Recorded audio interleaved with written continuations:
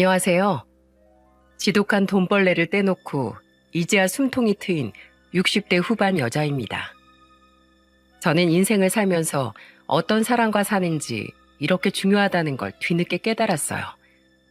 왜냐하면 70년 가까운 인생을 살면서 이렇게 지독하고 혀를 내두를 만큼 인성이 바닥까지 난 사람은 처음이었거든요. 남이면 모른 척하고 뭐 저런 사람이 다 있나 하고 넘어갈 텐데 하필이면 고부관계로 엮이면서 온갖 스트레스를 얻었네요. 다가오는 명절에 다들 준비는 잘하고 계신가요? 저도 명절이 다가와서 그런지 한때 골치 썩게 만든 전 며느리 생각이 나서 이렇게 사연을 써봅니다. 저는 강원도에서 남편과 소박하게 살고 있었어요. 아들 둘의 막내딸까지 키우면서 남편과 욕심 부리지 않고 소소한 행복을 누리면서 행복하게 살았죠. 저희 남편은 친한 사람들은 거의 알만한 구두쇠였습니다.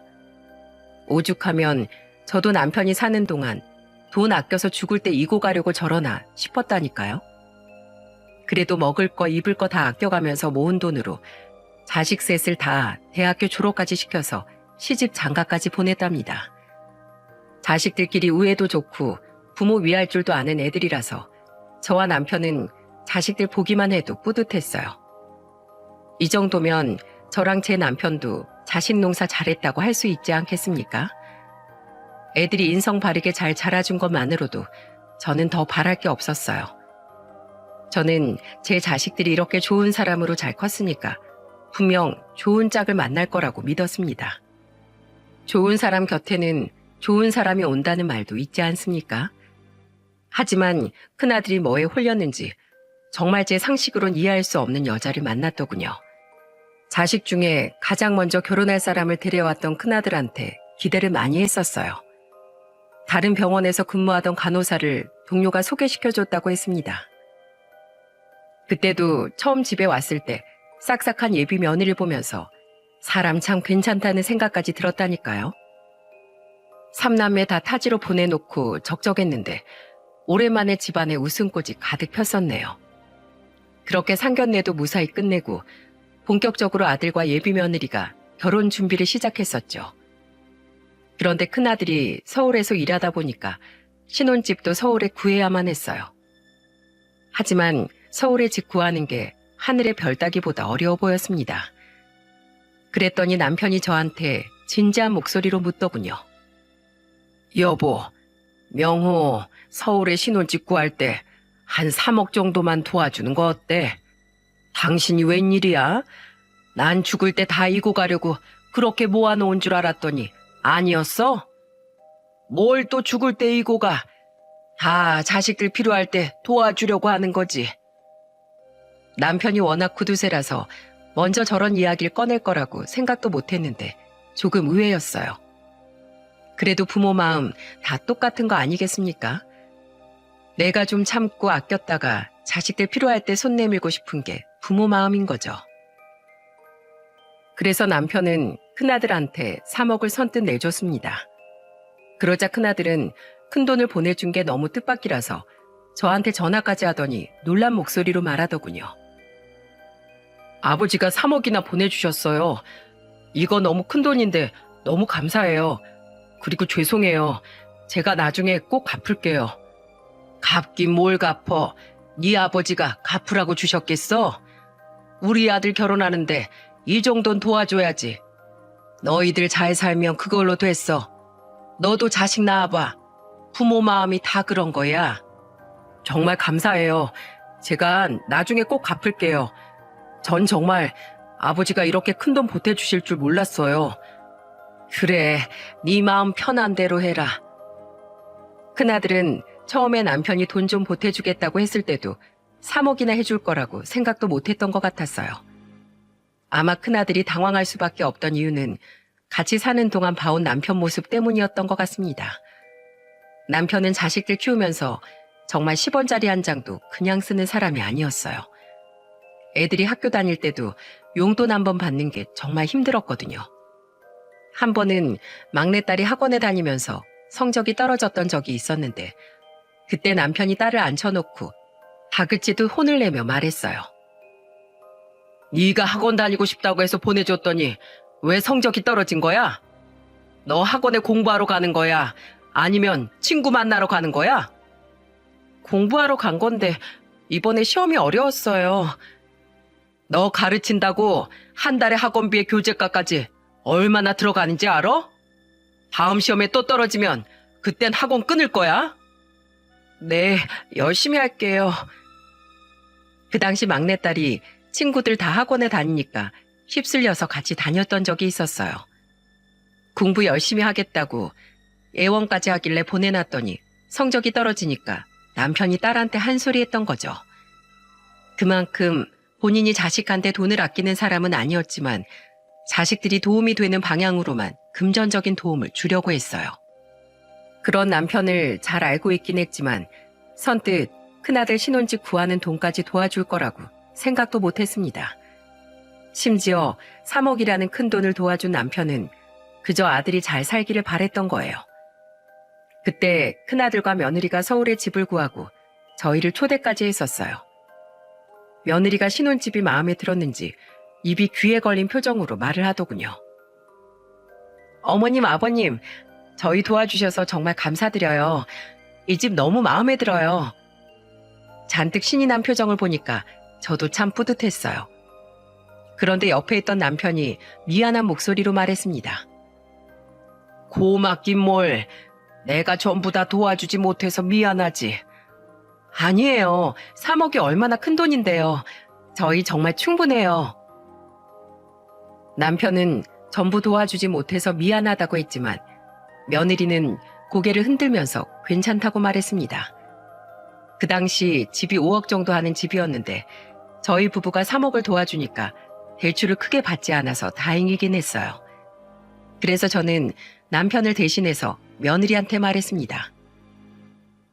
그 3억 우리가 평생 모은 돈이야. 그러니까 잘 살아. 알겠지? 그거 하나 바라고 도와준 거니까 서로 배려하면서 잘 살아야 한다. 네, 어머님, 아버님, 저희 열심히 살겠습니다. 그때 저희를 보면서 고맙다고 하던 며느리 표정이 지금도 눈앞에 선합니다. 어찌나 고마워했으면 남편과 제가 더 못해준 게 미안했을 정도였겠어요. 하지만 이때부터 며느리는 싹이 훤했다는 걸 저희 부부는 몰랐습니다. 사람은 잠깐 겪으면 정말 그 속을 알 수 없더군요. 저희 부부가 처음 며느리의 실체를 알게 된 건 큰아들이 결혼하고 3년 뒤부터였습니다. 3년 만에 큰며느리가 첫 손자를 낳았는데 남편하고 같이 손자를 보러 서울로 갔었어요. 요즘은 며느리들이 손주를 낳으면 수고했다고 용돈을 준다고 하길래 저와 남편도 며느리 줄 용돈을 챙겨갔죠. 산후조리원을 나온 며느리가 집에서 아들과 같이 손주를 보고 있었어요. 아무래도 집안의 첫 손주다 보니까 남편이 가장 기뻐했습니다. 손주를 보자마자 남편은 품에 안아보면서 말했어요. 아이고, 우리 손자. 누굴 닮아서 이렇게 인물이 훤할꼬. 어려서부터 아주 눈코입이 훤하네. 우리 아들 닮았나? 아니면 우리 며느리 닮았나? 남편은 손주를 안아보고 기쁜지 손자를 이리저리 살펴보더군요. 정말 눈에 넣어도 안 아플 친손자 모습에 저까지 흐뭇했어요. 그런데 갑자기 며느리가 산통을 깨는 소리를 한마디 던지는 겁니다. 아버님, 당연히 저 닮았죠. 솔직히 남편 이목구비가 봐줄 만한 이목구비는 아니잖아요. 얼굴은 그래도 제가 더 봐줄만 하잖아요.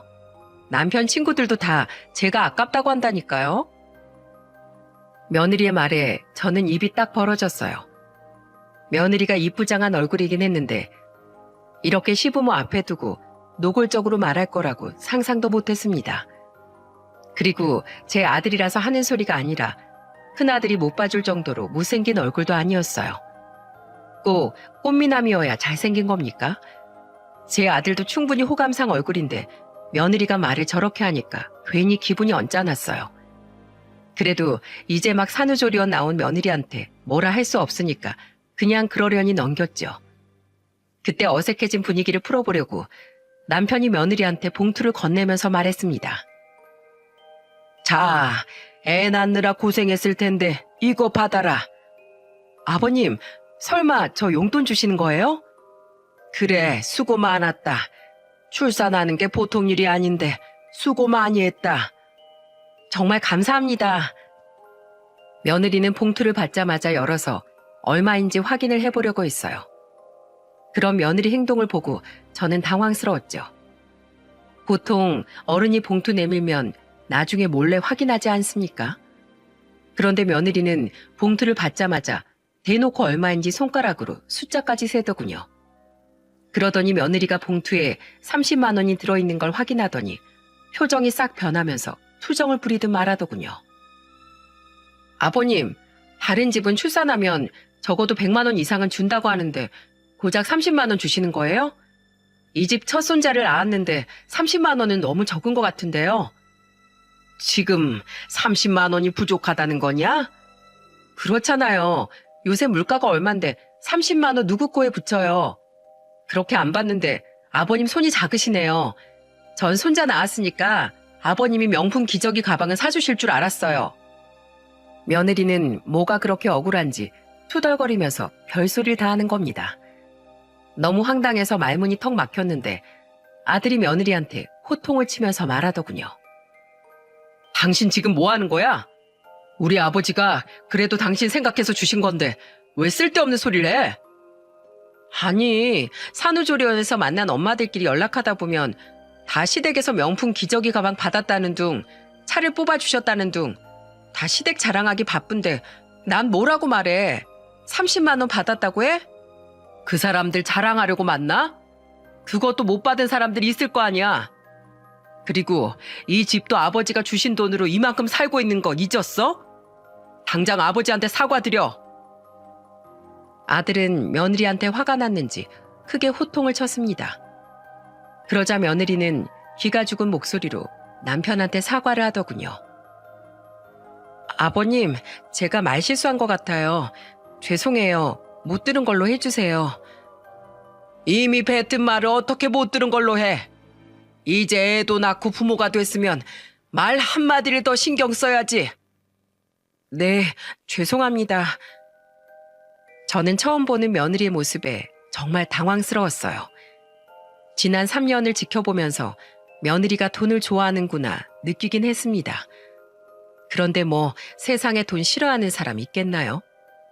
그래서 며느리도 평범한 사람들과 비슷한 수준이라고 생각했어요.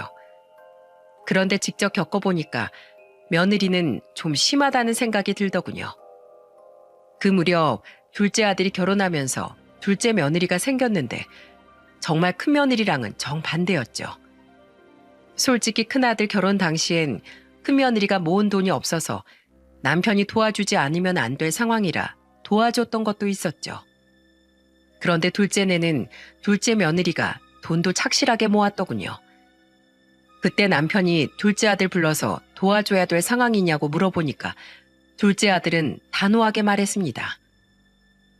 저희는 괜찮아요. 둘이 모은 돈에다가 대출 좀 받으면 충분할 것 같아요. 그리고 저희는 경기도라 충분하고요. 그러냐? 그래도 둘째 며느리 되래가 돈을 꽤 모았나 보구나.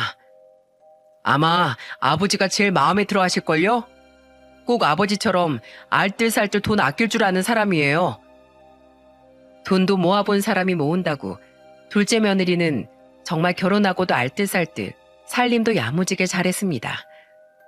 그래서 저와 남편이 보기에도 참 알차게 잘 살던 자식이었습니다. 그런데 집안에 둘 있는 며느리가 가장 비교된 순간은 손자들이 크면서부터였어요. 저도 처음엔 며느리들 비교하고 싶지 않았습니다. 하지만 집안의 식구들이 전부 모이면 정말 눈에 띄게 비교될 수밖에 없었습니다. 그때 새해라 온 가족이 모였었는데 그때 큰 손자가 3살, 둘째 며느리 손자는 이제 돌이 지났을 때였죠. 남편은 새해 오랜만에 본 손자들을 보면서 돈을 꺼내들면서 말했습니다. 아이고, 우리 손자들 얼마나 컸는지 볼까? 우리 큰 손자 발이 부쩍 컸네. 자, 용돈. 그래서 남편이 용돈으로 5만 원을 줬습니다. 그리고 둘째 손자를 보면서 남편은 신난 목소리로 말했습니다. 아이고, 우리 애기는 언제 클고. 자, 이거 잘 가지고 있다가 더 크면 깎아 사 먹어라. 이제 겨우 돌이 지나서 걸음마도 겨우 시작하는 둘째 손자한테 5만 원을 주면서 말했어요.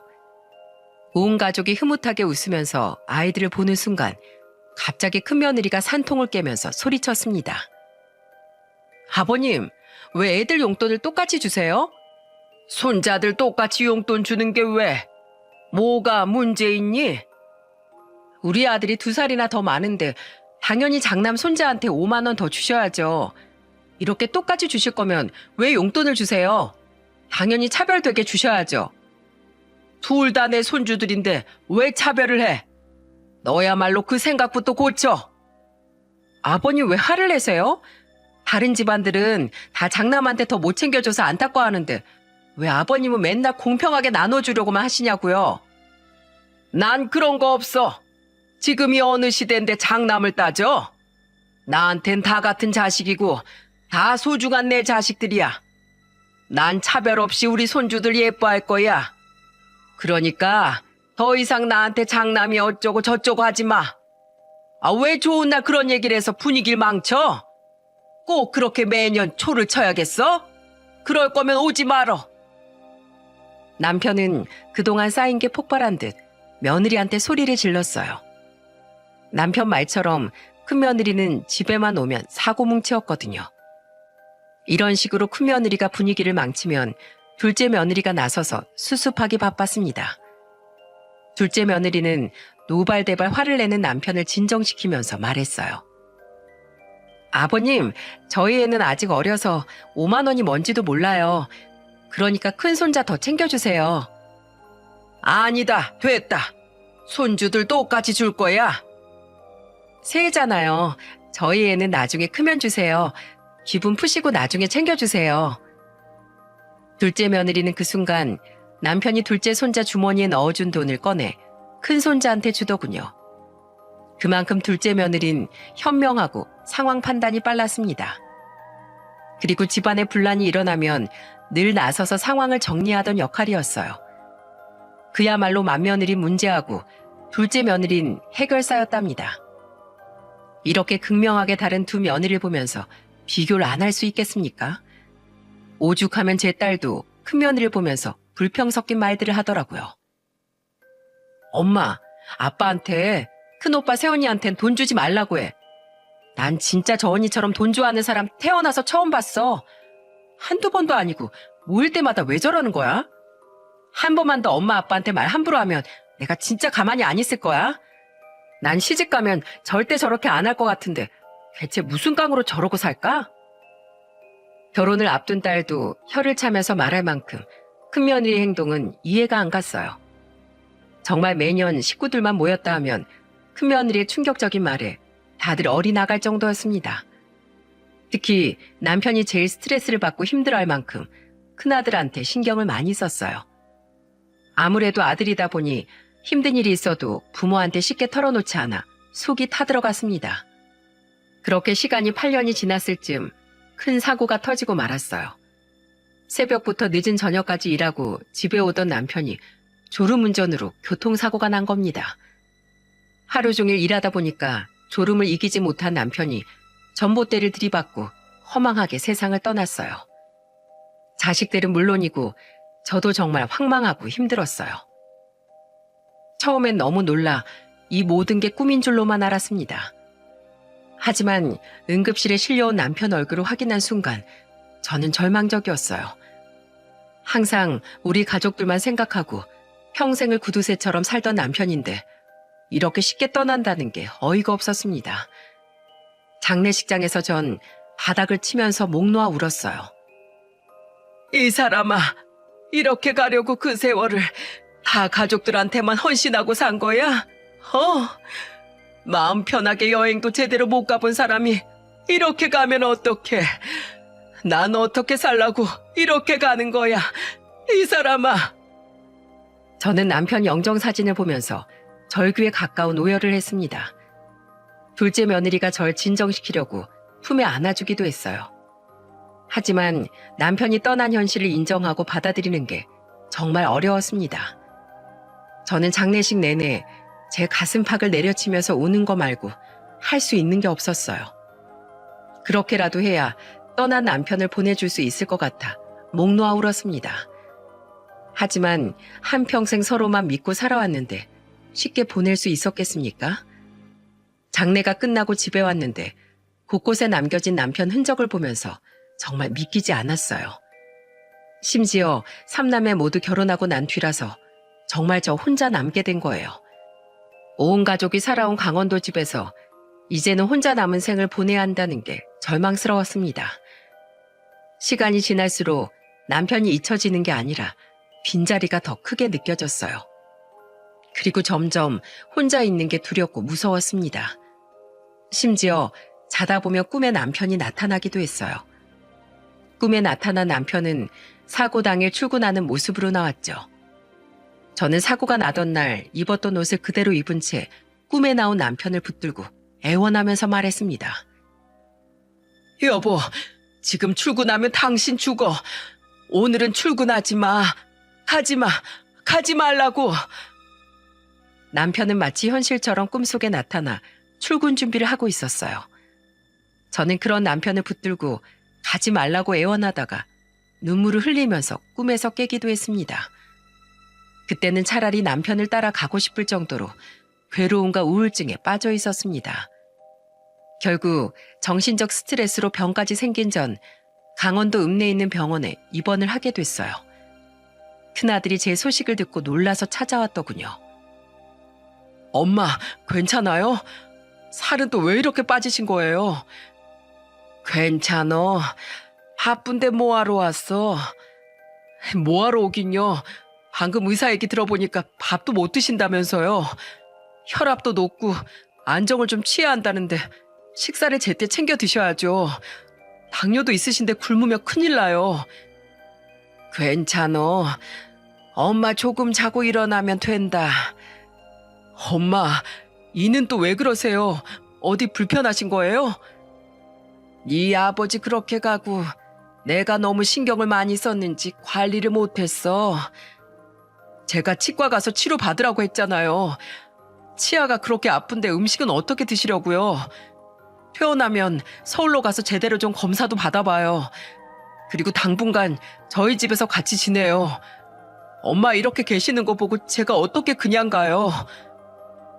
오로지 제 걱정뿐인 큰아들을 보면서 저도 모르게 울컥했어요. 그동안 혼자 있다는 두려움과 외로움에 심적으로 많이 힘들었거든요. 그래서 큰아들 손을 잡고 울면서 말했습니다. 네 아버지 있을 때 몰랐는데 너희들 빈자리가 크구나. 세상에 혼자 남겨진 기분이 너무 무서웠어. 이렇게 힘들 줄 몰랐다. 그 집에서 너희들이랑 네 아버지랑 얼마나 오래 살았는지 다 알잖아. 엄마, 안 되겠어요. 퇴원하고 바로 서울로 같이 올라가요. 지금 혼자 계시면 병만 더 키울 것 같아요. 큰아들은 제가 걱정됐는지 같이 서울로 가자고 말하더군요. 그리고 아들이 의사와 상담을 하고 바로 퇴원 수속을 한 뒤에 서울로 올라가게 됐습니다. 그런데 그때 아들과 같이 서울로 가니까 며느리가 절 보자마자 귀신을 본 것처럼 말하더군요. 여보, 뭐야? 뭐긴 뭐야? 당신 왜 전화 안 받아?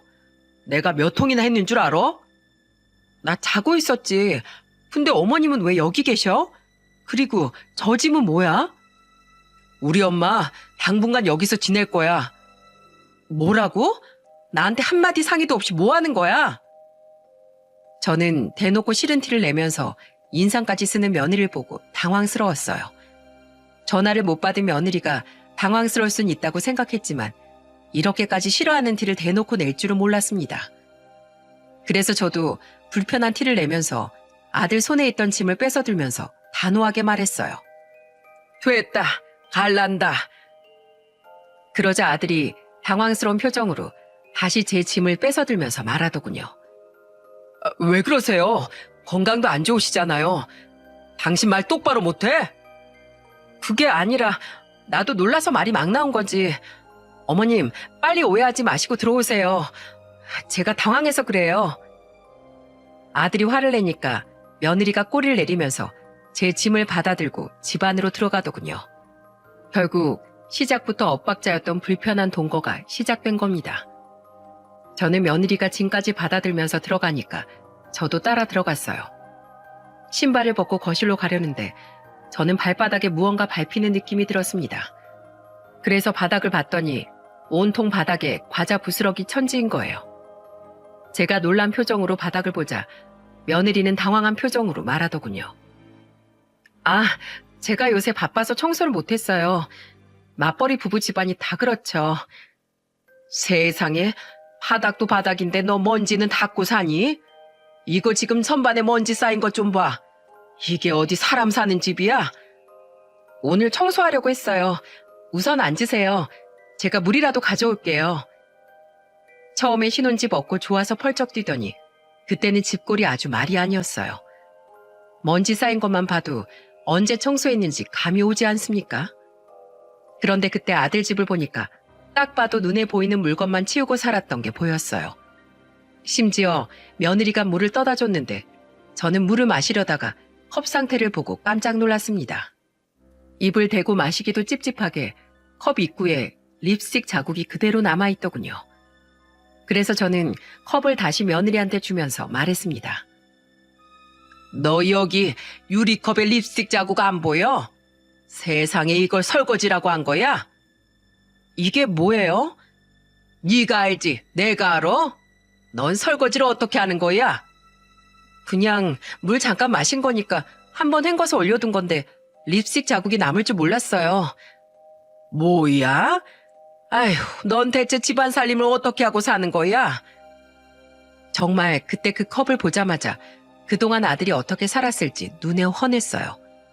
그런데 평소 같으면 제가 한마디 하면 아주 난리가 났는데 그때는 웬일로 말을 잘 듣더군요. 그래서 왜 그런가 했더니 아들이 절 따로 불러서 조심스럽게 말했습니다. 저 사실 몇 달 전에 이혼 서류까지 접수했었어요. 아내가 다시 잘해보겠다고 해서 지금 살고는 있는데 당분간은 좀 지켜봐 주세요. 뭐야? 이혼은 또 무슨 소리야? 나중에 엄마 좀 괜찮아지면 말해드릴게요. 지금은 그냥 엄마도 쉬시면서 저 사람 잘 지켜봐 주세요. 아들이 긴 말하지 않았지만 뭐가 문제였을지 저는 아들 집에 도착하자마자 감이 왔습니다. 집 청소는 제대로 안 하던 며느리가 유일하게 청소하던 게 뭐였는 줄 아십니까? 바로 명품 가방이 모여있던 안방 옷장이었어요. 아주 금송아지를 모셔둔 듯 먼지 하나까지 닦아내는 걸 보고 기가 막혔네요. 그런데 더 큰 문제는 그렇게 자기 명품 가방은 목숨처럼 아끼면서 자기 자식은 뒷전이었다는 겁니다. 저는 손자가 학교 끝나고 집에 왔는데 밥을 차려주려고 보니까 밥통이 텅 빈 걸 보고 깜짝 놀랐어요. 그러자 손자는 익숙하다는 듯이 말하더군요. 원래 밥통에 밥 없어요. 엄마가 두고 간 돈으로 편의점 가서 라면이나 김밥 사 먹었어요. 아니, 네가 왜 편의점에서 라면을 사 먹어? 기다려봐. 헬미가 밥 해줄게. 저는 손자한테 맛있는 한 끼를 해주려고 냉장고를 열었는데 정말 가관이었습니다. 대체 뭘 먹고 사는 건지 냉장고에 김치밖에 없는 겁니다. 그래서 저는 밥을 새로 해서 손자한테 김치볶음밥을 해줬어요. 제가 밥을 해주자 허겁지겁 먹는 모습을 보고 괜히 짠하더라고요. 멀쩡하게 부모 다 있는 손자가 왜 이러고 사는지 마음이 참 안 좋더군요. 그래도 저는 며느리한테 이게 뭐냐고 잔소리하지 않으려고 했어요. 맞벌이 부부니까 힘들어서 그럴 수 있다고 생각하려고 했죠. 하지만 그날 저녁 술에 잔뜩 취해서 들어온 며느리를 보고 잔소리를 안 할 수가 없었어요. 시청자 여러분들은 어린 손자는 잘 먹지도 못하고 있는데 술에 취해서 들어오는 며느리를 가만 보고 있을 수 있으셨겠습니까? 저는 참을 수가 없어서 며느리를 보자마자 소리쳤어요. 너 지금 뭐 하는 거야? 어디서 술을 잔뜩 마시고 들어와? 네 새낀 굶거나 말거나 상관도 없다는 거냐? 요즘 초등학교 입학하면 다 알아서 해요. 초등학교 들어갔으면 다 큰 거죠. 뭐? 네가 그러고도 엄마야? 어딜 술에 취해서 술주정이야? 제가 제 돈으로 술 먹겠다는데 왜 어머님이 잔소리세요?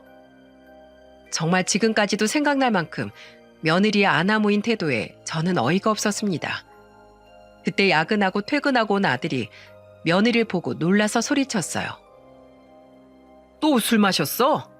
내가 우리 엄마 있을 때만 참으라고 부탁했잖아. 그걸 못 참아서 또 마신 거야? 내가 왜 참아? 내 집인데. 입 다물고 제발 들어가. 엄마 죄송해요. 제가 이 사람 정리할 테니까 먼저 주무세요. 내일 병원 가셔야죠. 아들은 술 취한 며느리를 데리고 안방으로 갔어요. 정말 저는 황당하고 기가 막혀서 정말로 속이 갑갑했습니다. 그제야 저는 아들이 왜 며느리와 이혼 문턱까지 갔는지 이해가 갔습니다. 그리고 다음날 아들은 저와 같이 이것저것 검사를 받으러 미리 예약한 병원으로 갔습니다. 저는 아들이 속상할까봐 자세히 묻지 않았어요. 저를 위해서 연차까지 내고 같이 가준 아들한테 고마웠죠. 여러 병원에 다니면서 검사를 받고 저는 치과까지 다녀왔는데 임플란트를 5개나 해야 하는 상황이었어요. 3개만 하면 될 줄 알았는데 안에 썩은 게 많아서 늘어났던 겁니다. 저는 병원을 나오면서 아들한테 말했죠. 명우야, 나 임플란트 3개만 해도 괜찮어. 내가 먹으면 뭐 얼마나 먹는다고 그래? 하는 김에 다 하세요. 그럴수록 더 미리 고쳐야 음식 잘 챙겨 드시죠. 내가 미안해서 그렇지. 벌써 날짜도 다 잡았어요. 그냥 치료 받으세요. 저 결혼할 때 엄마랑 아버지가 도와주신 거 잊으셨어요? 이거 아무것도 아니에요. 아, 곧 엄마 생신이잖아요. 제가 옷 한 벌 사드릴게요. 얼른 가요. 한참 멀었는데 벌써 뭘 사? 에이, 계절 바뀌는 김에 사는 거죠. 가요. 얼른 가요. 돈 걱정하는 저를 안심시키면서 아들은 제 옷까지 사주더군요. 남편 떠나고 처음 맞이하는 생일에 저는 그래도 아들이 있어서 든든했습니다. 이렇게 아들 덕분에 전 검사도 받고 심신의 안정을 되찾아갔어요. 그리고 임플란트까지 하고 제가 정말 호사를 누렸네요. 하지만 이런 든든함도 잠시였습니다. 제가 치료를 받고 서울에 지내는 2달 동안 며느리랑 얼마나 힘들었는지 아십니까? 아들이 준 옷을 걸어두니까 며느리가 톡 쏘아대면서 말하더군요. 어머님, 설마 이것도 남편이 산 거예요? 왜? 아들이 엄마한테 이런 것도 못 해주냐? 어머님 오시고 생활비도 많이 올랐는데 옷까지 사주면 대체 저희는 뭘로 살아요? 너 지금 나 눈치 주는 거냐? 어? 네가 어떻게 나한테 그럴 수가 있어? 저는 며느리가 하는 말이 가슴에 비수처럼 꽂혔어요. 돈 줄 때는 우리 시어머니고 아파지니까 완전히 선을 긋더군요. 그래서 저는 서러움에 노발대발 화를 냈죠. 그러자 아들이 큰 소리를 듣고 들어와 상황을 보더니 며느리를 다그치면서 소리쳤습니다. 당신 대체 어디가 밑바닥인 거야? 어? 정말 이혼하고 싶어서 이러는 거야? 아니 그게 아니라 난 돈 때문에 그렇지. 당신이 술값만 아껴도 우리 생활비 모자랄 일 없어. 알기나 해? 아들이 호통을 치면서 말하자 그제야 며느리는 꼬리를 내리더군요. 대체 이혼할 마음도 없으면서 왜 저렇게 생활하는지 도무지 이해가 안 갔어요. 그런데 정말 언제 터질지 모르던 화상 같은 사이가 터지고만 사건이 있었습니다. 그쯤 제 생일이 다가오고 있었어요. 무슨 일인지 일찍 퇴근한 며느리가 생신상을 차려주겠다고 방에서 기다리라고 하더군요. 그런데 한참 뒤 뭐가 분주하게 움직이는 소리가 들리더니 며느리가 절 불렀어요. 주방으로 가보니까 배달시킨 걸로 보이는 짜장면이 식탁에 있는 게 아니겠습니까? 그러자 며느리는 뻔뻔한 얼굴로 말했습니다. 어머님, 생신 축하드려요.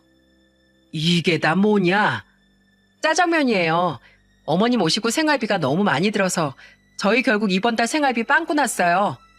어머님 그동안 검사받은 병원비, 임플란트, 백화점에서 산 옷까지 다 얼만 줄 아세요? 그래도 저 며느리 역할하려고 짜장면 시킨 거예요. 생일에 면을 먹어야 오래 산다잖아요. 임플란트도 하시고 병원에서 검사까지 받았는데 오래 사셔야죠. 비아냥거리는 목소리로 말하는 며느리를 보니까 정말 황당했어요. 누가 봐도 이건 한 방 먹이는 거 아닌가요? 그래서 정말 기가 찬 목소리로 며느리를 노려보면서 말했습니다. 넌 시애미가 그렇게 우습게 보이니? 왜요? 짜장면 싫으세요?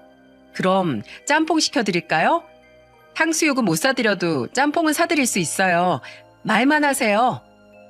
야, 너 계속 말장난 할 거야? 말장난이 아닌데요. 솔직히 어머님 같이 사는 거 좀 불편해요. 제 입장은 생각해 보셨어요? 네가 불편했다고? 지나가는 개가 웃겠다. 됐어.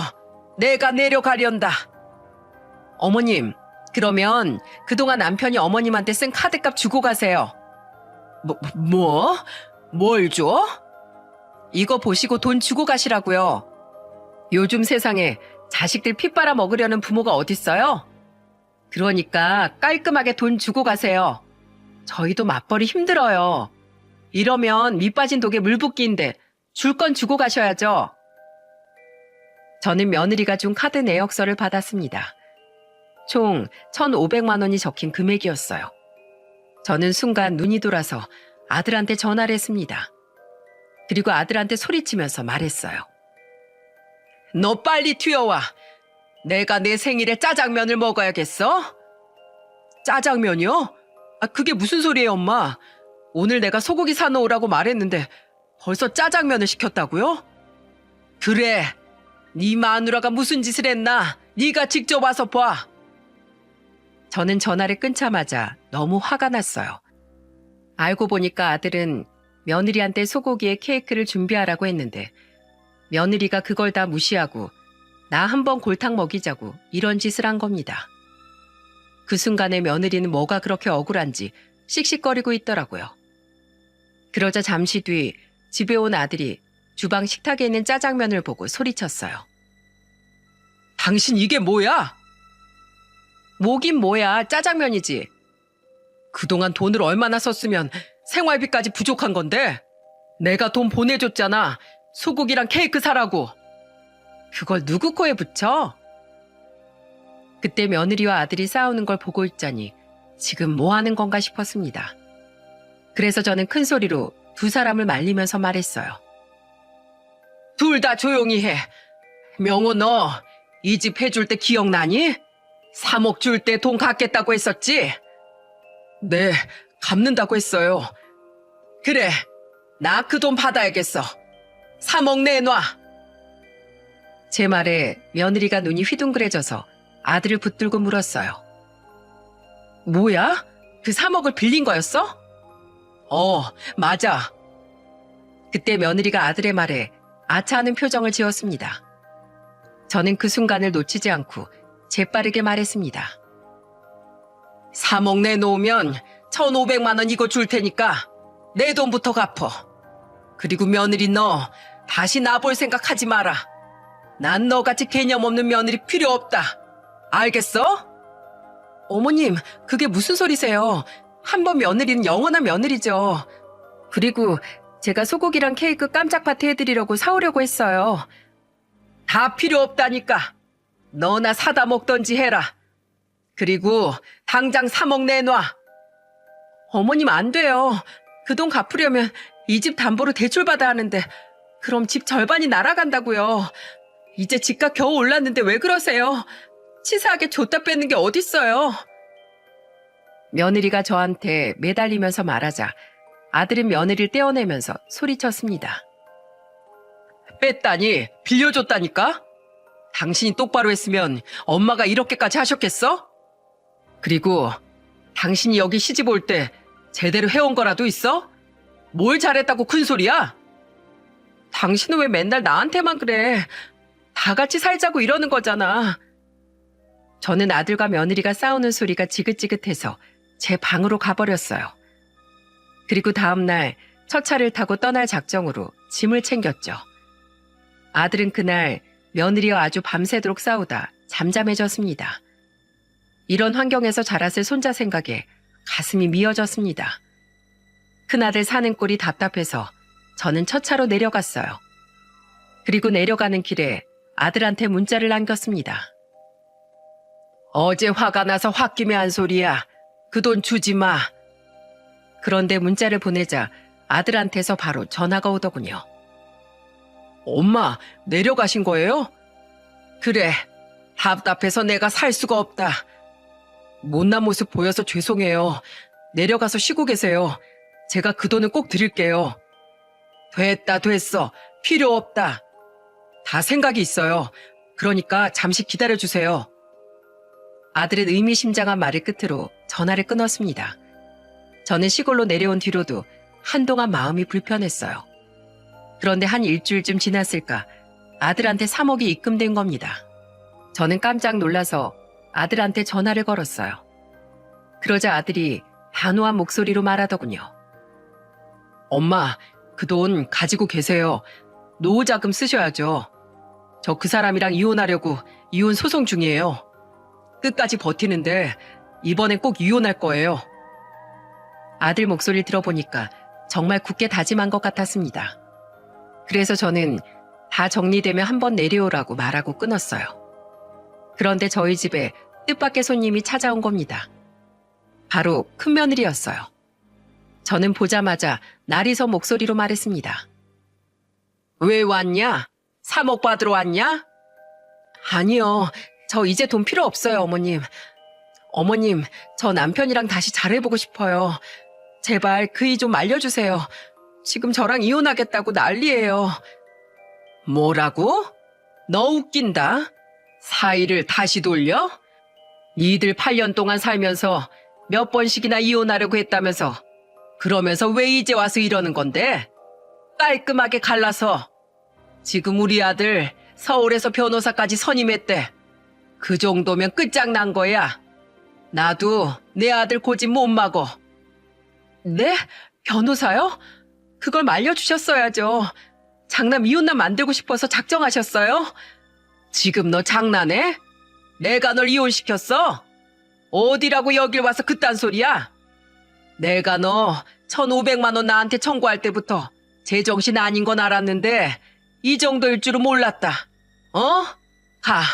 가서 다 정리해. 애걸복걸하면서 매달리는 며느리를 겨우 떼어내서 문 밖으로 쫓아냈습니다. 알고 보니까 아들이 저한테 3억 보낸 걸 알고 둘이 크게 싸웠던 모양이에요.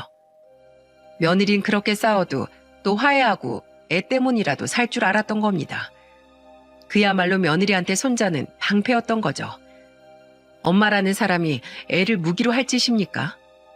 심지어 그동안 살면서 며느리는 술 먹고 제 아들한테 폭력을 휘두르기도 했다는 겁니다.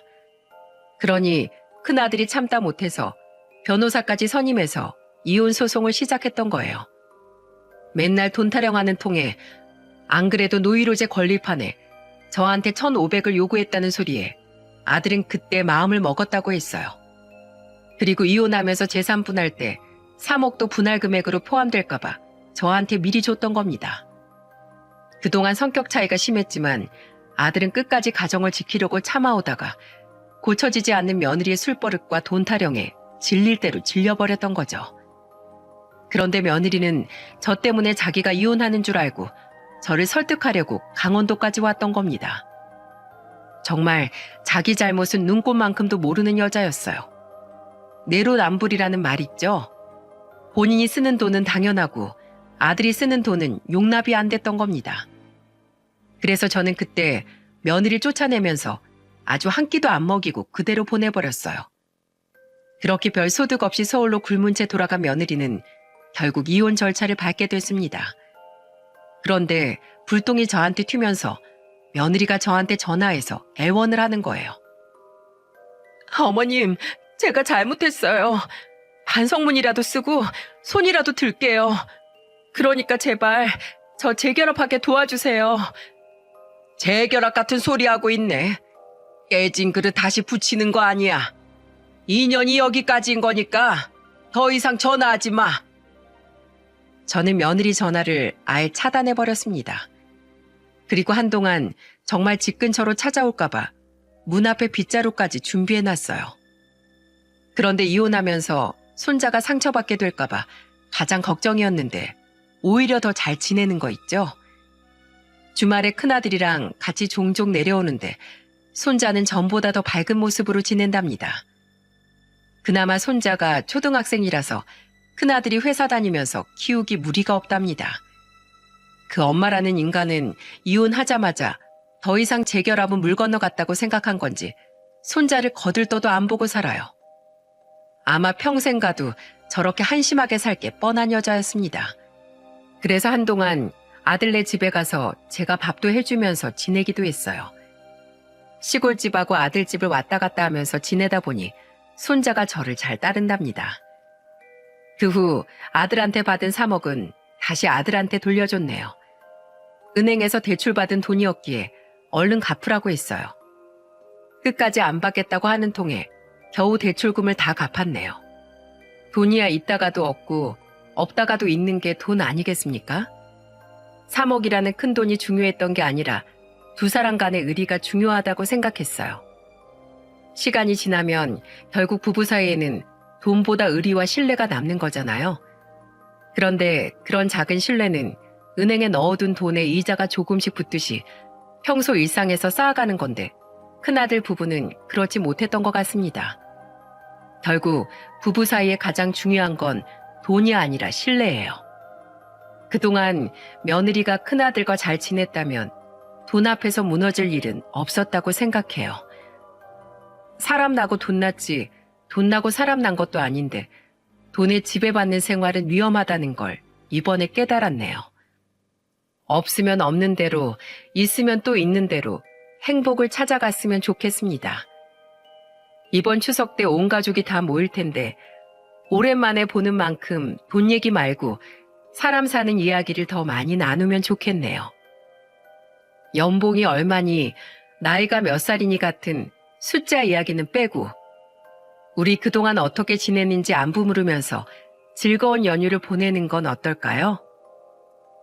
제가 사연을 보낸 것도 돈의 노예가 되면 파국이라는 걸 꼭 알려드리고 싶었네요. 이걸 계기로 큰아들과 저희 손자가 한층 더 성장했길 바라면서 여러분들의 많은 응원 부탁드릴게요. 감사합니다.